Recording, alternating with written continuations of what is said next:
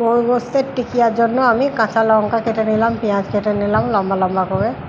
এবার এগুলোকে ধুয়ে নেবো আর গোস্তগুলোকে আমি থেতলে নিয়ে আসবো। গোস্তগুলোকে শিলে থেতলাচ্ছি, কিন্তু শিলে থেতলানো গোস্তের টিকিয়া কাবাব খুব ভালো হয়। এগুলোকে থেতলে নিলাম। তারপর একটু মশলা বেটে নেবো, আদা রসুন। এবার আমি কড়াইতে একটু তেলকে কম আছে গরম করতে দিলাম। আর এদিকে আমি টিকিয়া এগুলো আদা রসুন পেঁয়াজ কাঁচা লঙ্কা ধনে গুঁড়ো জিরে গুঁড়ো দিয়ে লবণ হলুদ গুঁড়ো দিয়ে মেখে নিলাম ভালো করে। আর দিলাম বেসন আর একটু দিলাম কর্নফ্লাওয়ার দিলে টিকিয়াটা খুব মচমচে হবে। দিয়ে মেখে এবার কড়াইয়ে ছোটো ছোটো করে আমি টিকিয়া ভাজার জন্য দেবো। কর্নফ্লাওয়ার দিয়ে আপনারা ভেজে দেখবেন, খুব সুন্দর মচমচে টিকিয়া হবে। সারাদিন শক্ত হয়ে সুন্দর হয়ে থাকবে, নরম হয়ে যাবে না।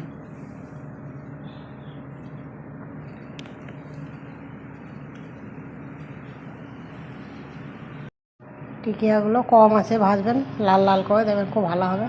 খুব পুড়ে গেলে ভালো লাগবে না, সেজন্য আঁচটা কম যেন থাকে গ্যাসের। দেখুন আমি দিয়ে দিলাম, দেখুন কি সুন্দর হয়েছে টিকিয়াগুলো।